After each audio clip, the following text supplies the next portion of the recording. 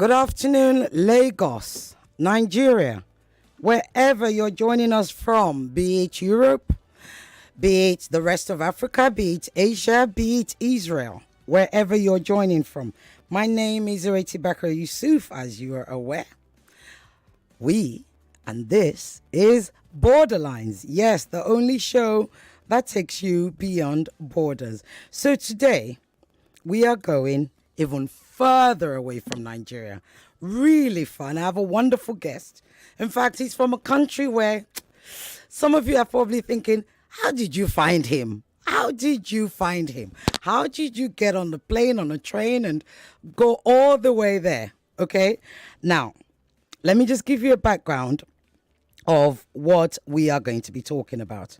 We are talking about Syria, the Syrian war, which started quite a few years ago, what we call the Syrian Uprising, actually, which was part of the general Arab Spring, if you remember. Now, you had an Arab Spring in Egypt and another part of the Arab world, and then suddenly the Syrian Uprising began. So, with me today, I have, and I'm going to try and pronounce his name properly. He may not expect it. I have with me a fellow journalist from Kurdistan. Yes, Kurdistan. I said you heard me right. Kurdistan Chronicle. His name is Wladimir van Wilgenburg. Vladimir, did I pronounce that correctly? Yeah, you pronounced it correctly. Oh, wow. Is the W a V sound or a W sound? It's a W sound. Is okay, so unlike Russia, so yours is a W sound. Thank you so much for joining us on Borderlines in Nigeria. Many miles away from your home. How are things at home right now? Well, actually, originally I'm from the Netherlands, but I live in Kurdistan, in Iraqi Kurdistan. So I'm Dutch, I'm not Kurdish. Oh, but wow. I speak Kurdish, and I write for a Kurdish magazine called Kurdistan Chronicle. So, Okay. So how does a Dutch get to Kurdistan? That's a very long story, but Give us the short version. Well, basically, I just developed the interest in Kurds through my studies, and then I studied also Kurdish studies in the UK, and then I moved there in 2014 permanently during the just a few months before the war started here between ISIS and the Kurds and different countries. So I've been living here since 2014. All right. Okay. So let me just give you a brief about Vladimir's work, and you will be extremely impressed. He has covered several major battles against ISIS in northern Syria, and Iraqi Kurdistan, and the subjects for other outlets such as Al Monitor, Middle East Eye, Daily Beast, Defense Post, Al Jazeera, and Foreign Policy. Furthermore, he conducted research and analysis for several think tanks such as the Carnegie Endowment, Atlantic Council, Jamestown Foundation, and the Washington Institute for Near East Policy. He co-authored 2 books for IB Tauris on the Kurds of Syria, one with Dr. Harriet Alsop on the Syrian Kurds experiment with self-rule in 2019. So as you can imagine, there's a lot to be gotten. We need to grab a lot from his experience, his knowledge, and everything he's done. So here we are. In March 2011, the uprising started, right? The uprising in Syria began. Now, there were peaceful demonstrations, but they were met with a brutal crackdown from Assad, who is the president of Syria. Now, by 2012, the conflict had escalated into a full-fledged civil war with opposition militias like the Free Syrian Army battling government forces. The war became increasingly complex with the involvement of various domestic and international actors. What led to that uprising, in your opinion, Wladimir? What do you think led to it? What was the final trigger? Well, I mean, Syrian uprising started basically. I mean, there was a general uprising in all of the Middle East, and actually the Syrian president Bashar al-Assad, he said this is not going to come to Syria. But then the same conditions that existed in other countries like authoritarianism, lack of democracy, one-party rule basically led to the uprising. Also, other factors that played a role was also sort of like some people say also it could have been explained by climate change because a lot of the uprising happened from rural communities that basically rose up against the urban city sort of. So there's also this element of that there was a sort of rural versus urban setting because of the agriculture is suffering in Syria because of the drought and the lack of water and the worsening conditions in general. But yeah, that's like 2011. So I mean, it became an armed conflict quite quickly. So it started as a peaceful uprising with mostly civil protests in the big cities in Syria.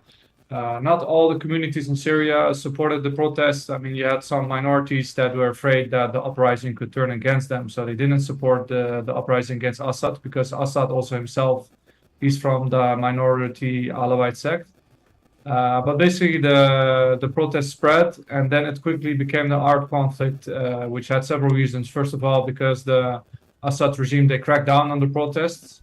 And then another reason for that it became an armed uprising is that neighboring countries they started to arm rebels on the ground, and then it quickly became a civil war after a year. And now the situation is nobody cares much about Syria anymore. I mean, everything is focused on Gaza and the conflict in Ukraine. But at the same time, I mean, Syria is still there and there are still problems. But now it's a sort of a frozen conflict because Bashar al-Assad, he won back a number of major territories, basically, so he controls still a large part of Syria. But other parts of Syria are either under control by Kurdistan groups or under rebel control supported by Turkey. So sort of Syria is now divided in like 3 or 4 areas. So not all the areas are under control of the Syrian government. But the situation is now very different from 2011 because Assad lost parts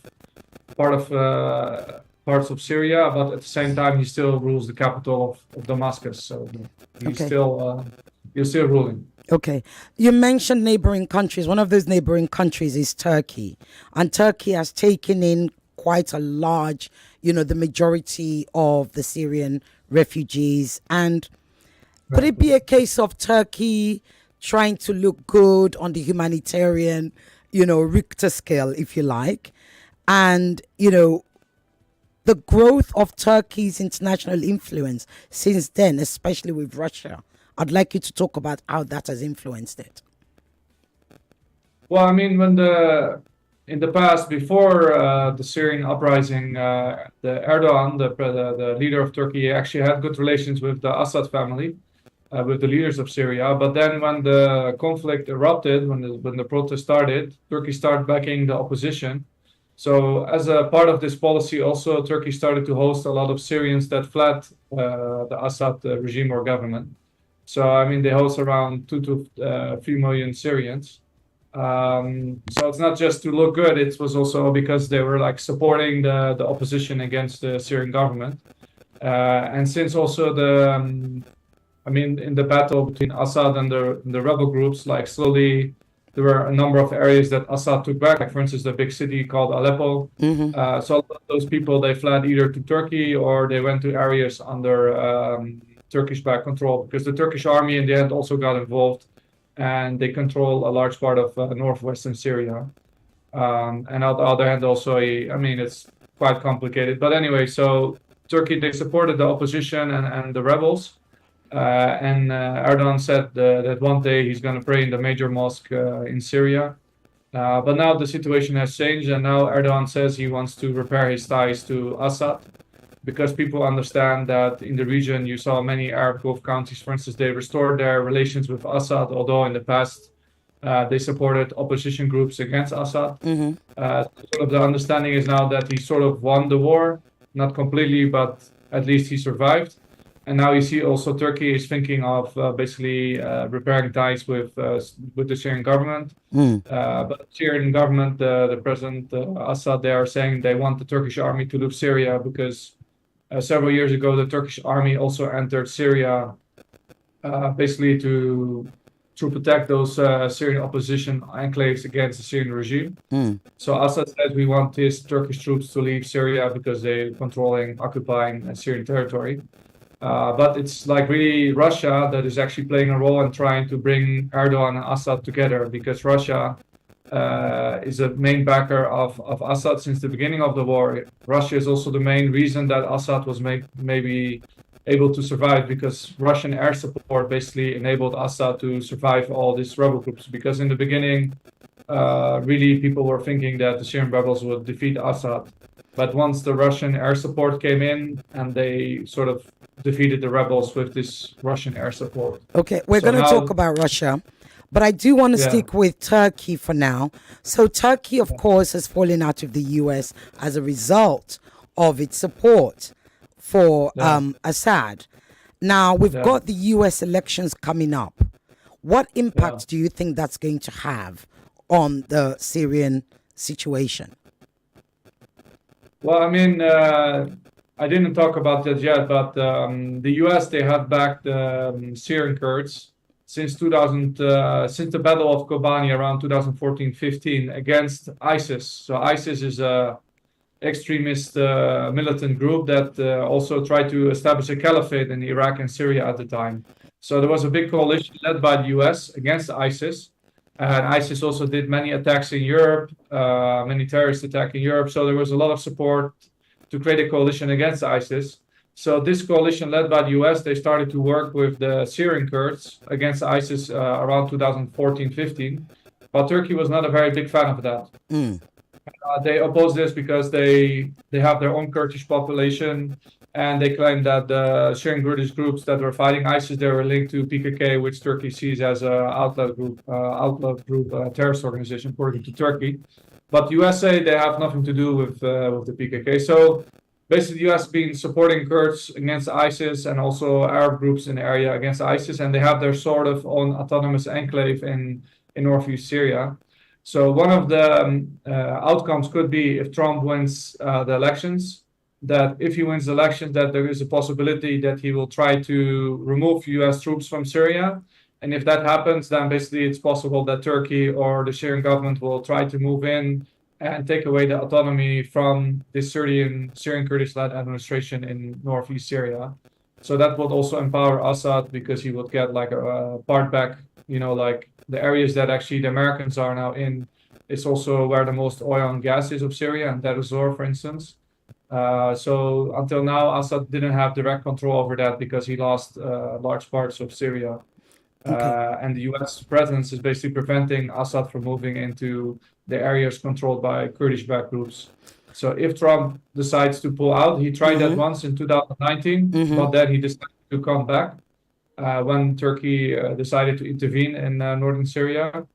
So there's a possibility that if Trump comes back, that he maybe think that he wants to pull back troops from Syria and also maybe from Iraq. So that could have a big impact on the situation in Syria, because now Syria is sort of divided in 2 or 3 zones with different groups controlling areas. Indeed. So now, if Trump comes back, let's walk through that. If Trump comes back, given that the general impression is that Trump is pro-Russia, that's the general impression that's believed in the USA. And of course, Russia backing Assad. Could that possibly be a way to kind of end the hostilities rather than expand it? Or would it be the other way around? Would it just give Assad carte blanche to do whatever he wants, even though Syria is divided into 3, and perhaps even escalate what is generally seen as somewhat a simmering war at the moment? Well, I'm not sure if you can say that Trump is pro-Russia, but in general, Well, that's what they say in America, right? Yeah. They accuse him of being pro-Russia. But what in general is that Trump in the past, he tried to pull out US troops from Syria before, But then there was such an outrage in the U.S. among both Democrats and Republicans that he left Syria. So he decided to move back in to protect the oil, because the Syrian Kurds they did a very big fight against ISIS, and the world have not forgotten that. I mean, because ISIS was the same group that was attacking several capitals, and they have done attacks all over the world, killing hundreds of civilians. So there was a big backlash when Trump said, "Okay, the war is over, ISIS is over, I'm pulling out." So he pulled back in. So that's a little bit the situation. If Trump thinks it's a possibility that he might decide that he wants to pull out, and in that case, it will basically benefit Turkey and also Russia, because Turkey, they want to end this autonomous area in northern Syria, because they see it as the PKK, an armed Kurdish group that is active in Turkey, and Russia, they want Assad to control all these resources in northeast Syria, because you have all the oil and gas. A large part of the oil and gas of Syria is in the areas controlled by the Kurds that are backed by the Americans. So for Russia, it will also be their benefit if Trump decided to pull out. But of course, we don't know that. I mean, maybe Trump will think twice, because last time when he tried to pull out from Syria, there was a lot of backlash, not only from Democratic Party, but also from his own party, from the Republican Party. When during the sort of the really big years of the war, ISIS is when we really got to learn about the terrorist group called ISIS. I still remember the beheading and all sorts of other stories, and they were fond of actually putting out videos when they were committing those atrocities. Some Muslims from countries like the UK went to Syria, and some of them are still stuck there. You have the likes of Shamama Begim, who you know that she's lost her British nationality as a result of that. And there's still a guy, I can't, whose name doesn't come to me right now, who is still fighting for his. And he said he went for humanitarian reasons. He didn't go to join the terrorist gang. What are your thoughts on the way the Western countries are actually responding to those individuals who say, look, we've gone there to do good, but now you're painting us as terrorists? Just because we're Muslims doesn't mean we're terrorists. What are your thoughts on that? And how many other nationalities are even stuck there? Because of course there's a big refugee camp. Yeah.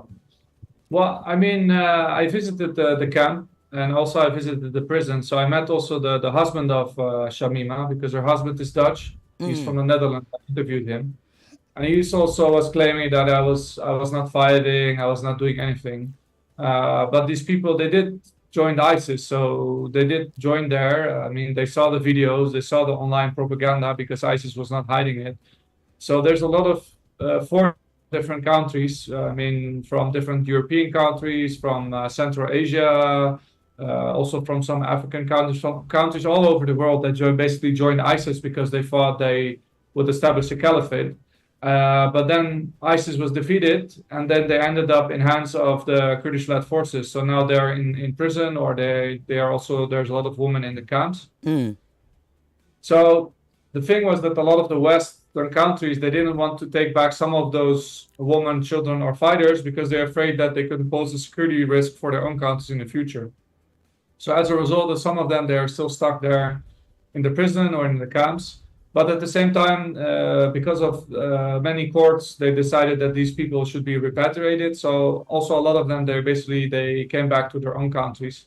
And also there's a lot of Central Asian states that repatriated their nationals.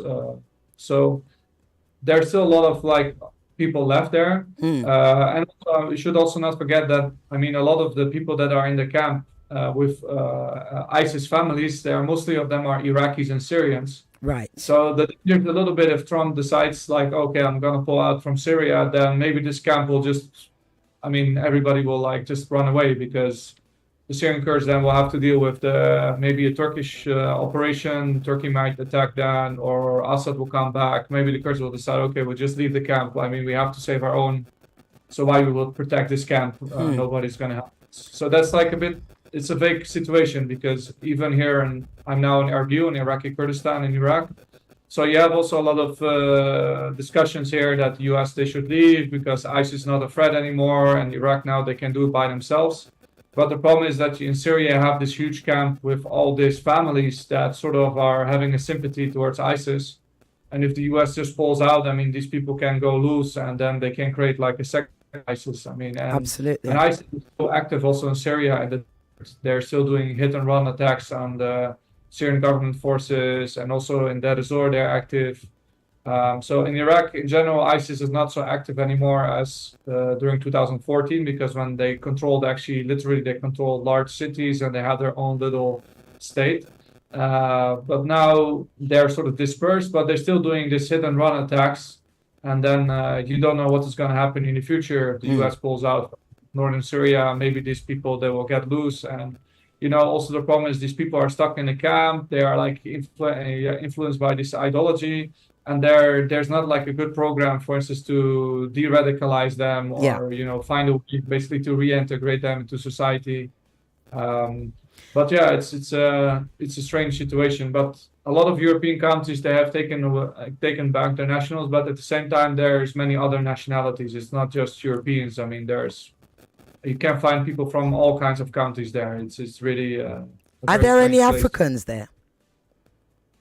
I mean, I haven't seen myself, but I mean, you have also people, for instance, from Tunisia, Morocco, right? From different kind of countries. So Okay. It's a mix. Yeah. Let's talk about Russia then. So, what does Russia want? Actually, what does Russia want with Assad, or what is Russia gaining from Assad? Well, I mean, Russia. If you remember the war in Libya, that Gaddafi was ousted. Russia at the time said, we're not gonna repeat the same scenario, that there's gonna be intervention and then Gaddafi is ousted. They didn't want to repeat the same scenario in Syria. So instead of, they went very hard and they completely backed Assad. So what basically Russia wants is that Assad to survive, that Assad again controls all these areas. But the problem for Assad is that you have the Turkish army in northwest Syria, and then in northeast Syria you also have the US army. Also there's a Russian army also. So basically what Russia wants is the Turkish army and the US army to leave Syria, and that Assad controls all of Syria again. And then Russia will have their own influence through Syria, because they also have a big base in Syria. So for Russia, that's the main interest, is to basically keep Assad in power with their support. And that's only talking about Syria. And also, for instance, in the past, also they had this Russian paramilitary group, the Wagner group. This group is now sort of disbanded because there was like conflict between them and the state. But you see now also, for instance, Russia, they're also expanding their influence in several countries in Africa, because the Western countries, they have left, and the Russians, they moved in. So they basically want to expand their influence in the Middle East, but also in Africa. So it's interesting that you mentioned Gaddafi. You mentioned Libya. It's also interesting that you said Russia doesn't want the same thing that happened in Libya to happen in Russia. Syria, yeah. Yeah, to happen in Syria, rather. Could that be, or would I be right in suggesting that, could Russia be then spreading its wings into Africa like they've done in Syria, in order to prevent the US from ousting any leader that they feel like, just because they don't like, because of course Gaddafi has a very good reputation between Africans. Gaddafi was doing very good work whilst he was there, albeit he had been there for some 60 odd years. What do you think Russia's intention is in stopping America from ousting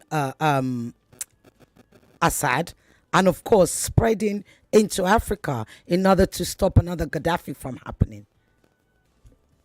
Well, I mean, I think in the end, I mean, I don't know much about Africa, so I cannot talk much about that. But in the end, I also think the US or the West, they didn't do much in Syria to support the opposition against Assad, because they didn't took any military action against Assad, for instance. And even there was a time that you had President Obama he said there was like a deadline, like A a red red line. line. Yes, when Yeah, he he mentioned couldn't his use red like line. chemical weapons and Yeah. stuff, but Assad still did it, and then he made a deal with Russia basically to sort of dismantle those installations. So I think on the other hand, like the US was not very much like it was not like the same, for instance, like the Iraq war that they, for instance, they went in with the US military and they overthrew Saddam.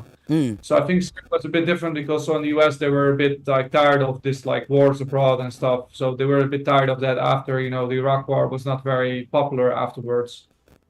But at the same time, there was still support from rebels, but not only from the West, but also from neighboring countries, Arab countries, and Turkey. But I think the general idea for Russia is that they were basically afraid what happened in Libya could happen also in Syria, because according to their view is that basically their influence would be decreased because of that. Now, of course, we are in a very different situation. The situation with the war between Ukraine and Russia, and the situation with some of these coups in some parts of Africa. So I think the situation is now like completely different. Also, ISIS is sort of territorially defeated, but they're still active. I mean, you saw recently also a big attack in Russia. So ISIS is still there, and you also have Al Qaeda. So I mean, it's a very complicated situation. But the thing is that Syria is now a frozen conflict, and you have this. I mean, you have the Turkish army you have there. You have the Americans there. You have Kurdish-backed groups. You have also one jihadist group. They have their own small state in Idlib. Then you also have Turkish-backed groups in Syria, and then you have Assad. So there's actually 4 zones with different groups, with different militaries that are present. And then at the same time, what is also very new is that recently in Turkey, in the last few years, that Turks themselves, they got a little bit tired of the large Syrian presence in Turkey. So what we have seen recently in Turkey, that we have seen like attacks by Turkish civilians on Syrians in Syria, in Turkey, I mean, and that also Syrians in areas controlled by Turkey, they actually started to attack Turkish military there because they were unhappy because they see it as racism against Arabs in Turkey. So in Turkey, in the last few years, there's also a part of the population that is unhappy with this very large Syrian presence because there's millions of Syrians in Turkey. Yeah. And this is one of the reasons that Erdogan, he has lost the elections in the local elections in Istanbul and Ankara, because you have a part of the Turkish population there basically fed up with the large Syrian presence. And also, I mean, the economy in Turkey is not very good. So I was going to ask, could that be because often when an economy is struggling, people tend to look to, you know, the immigrants and tend to blame the immigrants for the reason why they don't have jobs, they don't have housing, etc., etc. Do you think if the economy was doing fine, would that still exist? Would Syrians still be would Turkish people still be against Syrians, or would they assimilate them into their community? Well, I mean, it's not only in Turkey. I mean, you saw it also in Lebanon and other Arab countries that they actually started to not be so happy with the presence of Syria. So, for instance, Lebanon, they kicked out a lot of Syrians, although they are both Arabs. So it's not just basically about, it's not like Arab versus Turk or something. But in general, I think if the economy in Turkey would have been much better, I think there would be less disenchantment with the large presence of Syrians. But there's also this idea among some Turks that Syrians, they sort of changed the culture in Turkey, and there's like also a lot of right-wing parties, which actually you see the same in Europe, for instance, that there's like sort of a backlash against refugees and migrants. Yeah. So yeah, I think the economy does play a role in it. And you don't only see it in Turkey, you see it also in other countries neighboring Syria that have hosted Syrians, that they started to say, okay, the Syrians should go back to Syria. So that plays a role. But the only thing is also, as I mentioned, that it's a new dynamic because in general Turkey has been very supportive of the Syrian opposition and also those Syrian refugees that came to Turkey. But now, because the population itself is sort of turning against the Syrians, you see that in the last few years, also Turkey started to deport some Syrians to Syria, and they have been like a little bit more. They have been become more harsher and more tough on Syrians living in Turkey, not like in the past. Okay. Lagos Nigeria, wherever you're listening to, we are actually streaming on Facebook and on YouTube live. You can put your questions to my guest, Wladimir, on 0201 277 0993 or the female only line, which is 0201 465 7190. Whilst the conversation is going on, you can send a WhatsApp with your questions to 0809 597 5805. We are talking the Syrian Uprising, which has become a full-fledged war, which has got America is involved, Russia is involved, Turkey is deeply involved. And is there a solution? But the war isn't over, yet the world is quiet about it. Some over 400,000, almost 500,000 people have lost their lives. Half of the 21 million refugee or people have been displaced, and this is still going on as we talk right now. My guest is Wladimir van Wilgenburg, who is a political analyst that specializes in Iraq, Iran, Syria, and Turkey, with a particular focus on Kurdish politics. Now, I'd like to ask you, when uprisings happen, we're seeing it in Kenya right now, which I'll be talking about later. It's often, obviously, like you said, the people are fed up. Let's be frank. The people are fed up. They want to change. They've been crying about it, shouting about it. They're disenfranchised, everything that happens with citizens. And then something happens, there's an uprising.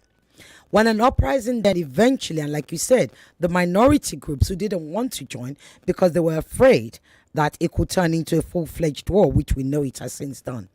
Do you think the Syrian people regret that uprising, or are they happy that it happened in the first place? I mean, it's of course also difficult to say because it depends on which Syrian you talk to. And but I mean, you have Syrians also said, I mean, maybe apart from the lack of freedom of expression and the dictatorship of Assad, I mean, in general, the economy wasn't so bad. You have also Syrians who say actually it used to be much better before the uprising because, I mean, after the war, so many people died, so many people got displaced. And if you now look, for instance, also in the past, it was mostly Syrians that were against Assad that were fleeing abroad. But now you also see like a lot of Syrians that are actually living in the areas under Assad, like, for instance, from different minorities that were actually afraid of a sectarian war. They're also leaving because, I mean, first of all, you have military conscription, so people are forcefully conscripted. And secondly, the economic decisions, like the situation is very deteriorating. So there's no jobs, lack of services, etc. So at the same time, I mean, people are not so happy with the situation, but I mean, it happened and people cannot go back. But it doesn't mean that everybody is unhappy. You also have many people that were happy with the uprising, and despite that it didn't really succeed, they're not unhappy with that it happened. And you know, also there's many Syrians now living abroad in Europe and in other countries, and there's still many Syrians every day trying to go to Europe to live there. But at the same time, you also have this discussion in some countries in Europe that say, okay, we can send back Syrians. For instance, in Denmark, they like to send back people back to Syria, for instance. But so the situation is a bit, it's very complicated. But as you said, like the minority that supported Assad, they were mostly from religious communities because the main uprising against the Assad regime, they were Sunni Muslims. But a lot of the minority communities, they supported Assad because they were afraid of what will happen to them if the rebels would win. But at the same time now, for instance, you have the Druze, which is another minority. They also have like unrest, and they also have demonstrations against the Syrian government. So the situation is not very black and white. It's very complicated. And also, I think it's so complicated because so many countries got involved into Syria. Exactly. I mean, you have Turkey, Russia, the Arab countries that actually most of the Arab countries now, they restored their relations with Assad. So you have, for instance, the Emirates, the Saudis, and other. In the past, they were supporting actually the opposition against Assad. And yeah, for instance, also now Also, you see sometimes now Jordan is bombing Syria because they have issues with drug trade. So there's a drug trade, a Captagon trade going on in inside Syria near to Jordan, and sometimes they bomb these groups that are involved in the drug trade. So I mean, it's a very complicated situation with the involvement of all these countries, and also, I mean, as you mentioned before, there's not so much attention anymore for it because the conflict is sort of frozen, but at the same time, still things could change, and Yeah. still like things are going on, and the country is still divided into several zones of influence. Because they're not like major battles like in the past. Yeah. There's not like a big attention media-wise for that. Yeah. And also, I mean, it's not very easy for journalists to cover Syria because, I mean, if you cover the Syrian opposition, they will not allow you into the Syrian government areas and vice versa. So it's like also very difficult to enter these areas to report on the conflict. It's very Right. difficult to access it because it's basically very difficult. So you mentioned about, sending people back. One of the things that we've heard is that Turkey is planning to build homes, 600,000 for, more than 600,000 displaced Syrians. Is Turkey, and as a result of this, or as a result of all seemingly humanitarian actions that Turkey has taken, they seem to be getting a lot of kudos from the European Union. Could Turkey be the biggest beneficiary of this war? Well, I mean, the reason why they get kudos is because Europe, they didn't want those Syrians to come from Turkey to Europe. Yeah. So, I mean, Turkey basically was in between. And there was actually an agreement between Turkey and Europe to keep those Syrians basically inside Turkey. But now, as I mentioned, because there's a part of the Turkish population that doesn't want the Syrians anymore, now the Turkish government, they say, okay, we're going to build like homes for Syrians inside Syria so that the Syrians can go back to Syria. But the issue is that a lot of the Syrians that are in Turkey and the areas that Turkish are controlling in Syria, they are not the same areas those people fled from. So, I mean, you have all these people that fled from major cities in Syria that now live in Turkey. They want to, I mean, they're maybe from Damascus, from Aleppo, from Homs, from other big cities. But actually, Turkey is controlling other areas closer to the border where also other populations live, like Kurds. So it could also lead to demographic changes. Because, for instance, there was a Kurdish town that Turkey took during military operations in Syria against the Kurds. And this Kurdish town is now majorly populated by Arabs, but before it was like sort of a Kurdish town. Right. So I think Turkey gets kudos because they were hosting all those Syrians and prevented them basically from going to Europe From because they getting were into like Europe. 15. And now they want to send them back to Syria. But the thing is that do those Syrians really want to go back to these areas that are controlled by rebels and life in Turkey still it's better than in Syria. Absolutely. So I'm not sure if Turkey also it's possible for them to send back all those Syrians if there's even space in those areas that Turkey is controlling because they just control a small part of Syria. But also it really depends on what Russia is doing, trying to reconcile Assad and Erdogan. So if there's going to be a reconciliation between Turkey and Syria, for instance, they make an agreement against the Kurds that I mentioned before, then things could completely change because in that case, Turkey could, for instance, drop the support to the opposition and make a deal with the Syrian government. But I mean, that's very early. So that's also, I mean, it's too early to say if this going anywhere because in the past, Turkey said we're not going to withdraw from Syria until the situation is stable. So it's very difficult to say what happens in the future. And it depends on all those factors, America, Russia, Assad, Turkey, neighbors. Also, as I mentioned, the Kurds, they play a big role because they fought against ISIS.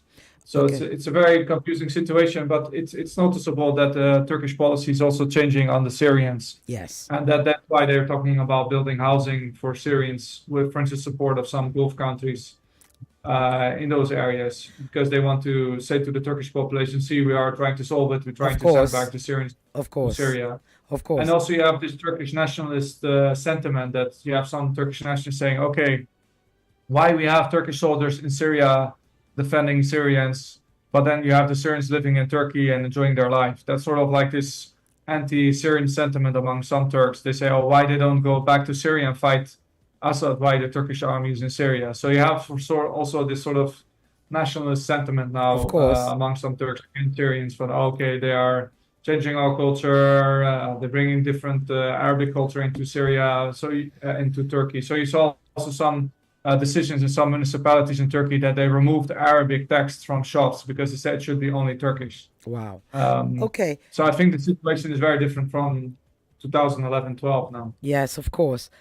Talk to me about the role of Iran. So I have a question here from my listener, Mawuton from Ikoyi, who said, what is the role of Iran in Syria? So it's a very good question because you didn't address that.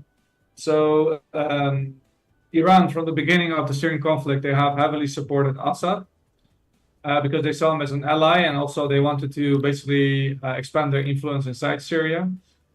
So Iran and Iranian-backed armed groups they have. So while Russia was like basically bombing the rebels from the sky, there was a lot of groups backed by Iran. So not only Iranian Revolutionary Guard, but you also have Syrians, Hezbollah, and other groups from Iraq.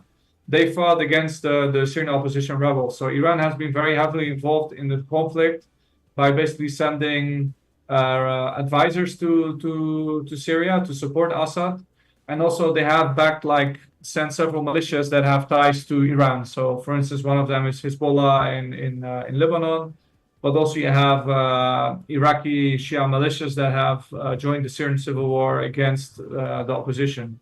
So Iran, they have played a very big role, and that's why also they have a very big influence inside Syria, because Assad, they control large areas of Syria, and those groups played a big role in sort of defeating the Syrian opposition rebels in big battles like in Aleppo. Okay. Now, we have a situation, as you know, in the Middle East. You can call now, by the way. I'll be able to pick up your call, 0201-277-0993. The female line is 0201-465-7190. Remember, this is Borderlines. Your name, where you're calling from, and your question, please. You may call now, and I will try to do my best to pick up your calls. So we have a situation, as you know, in Gaza.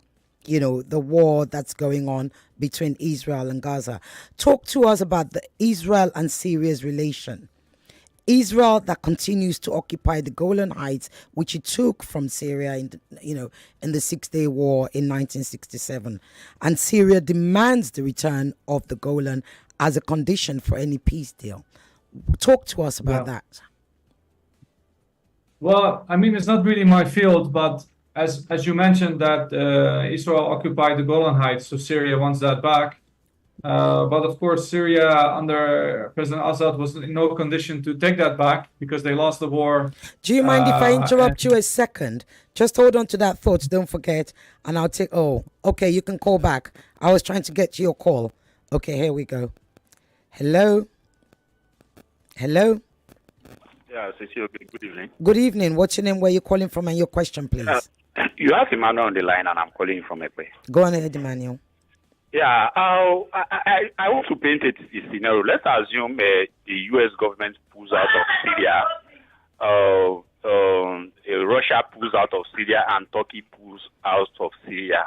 Will the scenario be as that of Afghanistan, of which the rebel overrun the government in days? Right. Or are they sustained it to a point, where the rebel has been disarmed to a point that they can't overrun the state presently now? Okay, excellent question. Thank you. It's a very good question. If all the foreign, governments, all the foreign forces pull out of Syria, would Syria end up in a situation like Afghanistan when we saw at the beginning of Biden's reign, when Afghanistan pretty much fell apart because, UK, US and everybody was moving out, almost like the place was on fire, and literally left the place in ruins and handed it over to the Taliban? Or is Syria in a place to actually reshape itself to how it should be? But I'll let you finish your first the what you were answering before, and then you can come to this one.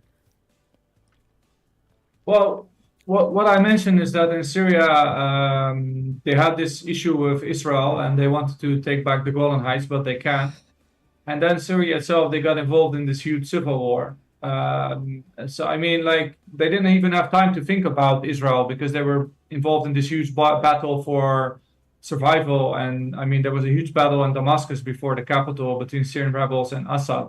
So there was no time for him to think about Israel. The only thing he was thinking about is basically trying to survive and keep control over his palace, you know. So there was not, I mean, even in the current war in Gaza, there's not much involvement of Syria in that. Because they have other things on their mind, and even though they're backed by Iran. But you do have some armed groups by Iran that are inside Syria that would like to get involved in this war in Gaza. Right. But yeah, in general, like also there, Israel, they have backed opposition groups in southern Syria. But yeah, I mean, southern Syria also collapsed and is under control by the Syrian government. So Okay. so that's also, I mean, the Syrian rebels also they lost in southern Syria. So yeah, I mean, the situation is like that, and also Israel, sometimes they're bombing Iranian groups inside Syria. So you have Israel from time to time, they bomb Aleppo airport, Damascus airport, because they have all these Iranian-backed armed groups inside Syria. And if the situation will stabilize, if the future will stabilize. I mean, Afghanistan. Yeah, and the Syria question very is if everybody moves, if all the foreign forces move, you know, were to get out of Syria, what would happen to Syria? Well, I mean, it's difficult to say, but I mean, for instance, with Afghanistan, after the Western countries they pulled out of Afghanistan, the Taliban took over. You don't hear much about Afghanistan anymore. It's completely disappeared from the news. So nobody cares. I mean, situation there might not be very good. I mean, they don't have a lot of international aid or NGOs working there or support. But I think Syria is a bit different because you have this sort of, you have actually in Afghanistan, the US, they overthrew the Taliban regime and replaced it by another government. But in Syria, Assad, he never was completely overthrown because he was like still in power in Damascus. And also the US army, they were not in Syria to fight Assad, they fought against ISIS. Okay. So the US army never got involved in a fight against the Syrian regime. I mean, they were not like trying to overthrow Assad. They were always talking about we need to have like a negotiation solution in Geneva between the rebels and the Syrian government and find sort of a transition government. Okay. But they never completely involved. But if the US pulls out, I'm not even sure if the Russians ever will pull out, but if Turkey and the US pulls out from Syria, that will mean that Assad will regain control of most of Syria. Okay. And I think it will be just like now, is that then you never hear about Syria again in the news, apart from if there's anything with refugees or Syrians fleeing to Europe. And the interest will shift to other conflicts in the world because, I mean, of course, Syria, Afghanistan, there are many other conflicts in the world, especially now with Gaza and Ukraine. And you never know if there's going to be also conflict between China and Taiwan or other conflicts. So I think that will be basically on the back burner, and Assad will proclaim himself the victor. Yeah. And Syria will have a very bad. We're running out of time, so I've got one question here. Whoever was calling back, you may call back. I'll try and get to your call. So, excuse me. I have a question here from Ima in Lagos who said, "Why is Israel allowed to constantly violate Syria's airspace when Russian air defense systems are there to prevent such? For me, the U.S. uses ISIS to weaken Assad's government." Let me just answer this call. Give me a second. Hello. Hello. Yeah, hello. Good afternoon, Sisioge. Good afternoon. Your name, where you're calling from, and your question, please. Yeah, Ibeto from Surulere. Go ahead. Go ahead. Yeah, thank you. Yeah, my question is this. There is war here and there, war everywhere, war. My question is this. The United Nations that governs the world, as it were, when they do hold their meetings, do they not take these issues as top of priorities as to how to prevent such kind of war, instead of first counting on the number of people who die and those who lost their properties and all that? Why it doesn't mean that such issues are too big for them to handle? Okay. Only for the countries to resort to fighting each other. Thank you. That's my question. Thank you. Well, I don't know if you can answer that question, Wladimir, but it was war everywhere. What's the point of the United Nations that they haven't been able to actually, because they're there to kind of, ensure good relations, if you like? And why haven't they been able to stop that? And then this other question that I had before, which was to do is why is Israel allowed to constantly violate Syria's airspace when Russia is there? Russian air defense systems are present. Over to you. I'm going to give you 2 minutes. We're running out of time. Well, I mean, the United was created to create a form of dialogue to stop those conflicts. But as you see, is that still these major powers like China, Russia, America, France, Germany, and others, they still have different interests.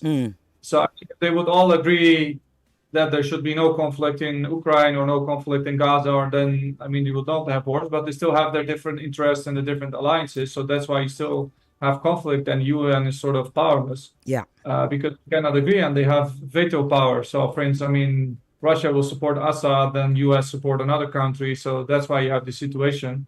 And with Israel, basically, I mean, sort of Russia, although they have air defenses, they sort of de facto sort of allow it, or they cannot do much against Israel from entering Syrian airspace. So they continue to bomb the airports in Syria, because they think there is Iranian-backed militias there, and they're targeting these Iranian-backed groups. Okay. So that's why, I mean, Syria is in such a big mess, because you have this influence of all these different countries. I mean, you have Israel bombing, Turkey bombing, Russia bombing, America bombing ISIS. So it's a very complicated situation. I saw that also with my own eyes when I was in Syria, because if you go 2 kilometers further away, there's a Russian base, then a few kilometers away, there's an American base, then there's the Syrians, then there are the Kurds. So it's very confusing. So there was one local rebel commander. He told me once, like, we are here in an international space. This is not just Syria; it's like international, because it's so complicated. So my final question to you is, because we need to close in about 3 minutes or so, is, given everything that you've told us and given what we know, what we've seen since 2011, do you think the Syrian situation can ever be resolved? Can Syria ever go back to being the Syria that we used to see in the films, the beautiful Damascus with lots of history and culture and beauty? Can we ever see that again? I mean, the history and everything will always stay, and the beauty of the country will also always stay. But I mean, the Syrian conflict has completely transformed Syria into a different situation. And it's very difficult for the economy to return back as it was. And also, I mean, there's so many Syrians that left Syria. So completely Syria the face have changed completely of Syria, because, I mean, there's millions of Syrians outside of Syria. So I think it will never get back to the same Syria, and it will be very difficult to recover from the war. And also, I mean, until now, many Syrians don't want to go back to Syria because they're afraid of the Syrian regime. So I think it will never go back to as it was, and we have like a large Syria diaspora now in many countries, like in Europe. Okay. So I think Syria will never return back to what it was, because the conflict completely changed the whole situation. Okay, in that case, let me sneak in one last question then. Opposition party, would we ever get to a point where we see an election, a democratic election in Syria? However, whatever shape their democracy could be, could that ever happen again? If you could answer that in a minute. I think it's difficult because, I mean, the Assad regime is still in power, and every time there are election, he always wins with a huge majority. So I mean, the Syrian regime never allowed opposition parties to really compete with them. So I don't think there's going to be, because Assad feel he won, so he's not going to allow like a transition or democratic elections unless like there's a new change or a coup or something like that. So I don't think there's going to be a big change. Thank you. Thank you very much. Wladimir van Wilgenburg. I'm really trying to pronounce that correctly. Who is a reporter. He is Dutch, but he's a reporter for the Kurdistan Chronicle. Wladimir, thank you so much for updating us and actually for reminding the world that, look, there is still a conflict going on in this country. It's called Syria. Let's not forget. Exactly. Thank you. Thanks a lot for the opportunity. Have a wonderful weekend. You too. Bye-bye. Cheers. Bye-bye.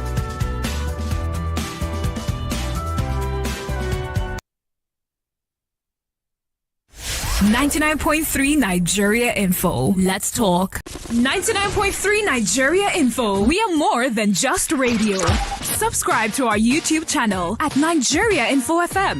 Check us out on Facebook at Nigeria Info 99.3. Follow us on Twitter at Nigeria Info FM and on Instagram at Nigeria Info FM Lagos for live updates as it happens. 99.3 Nigeria Info. Let's talk.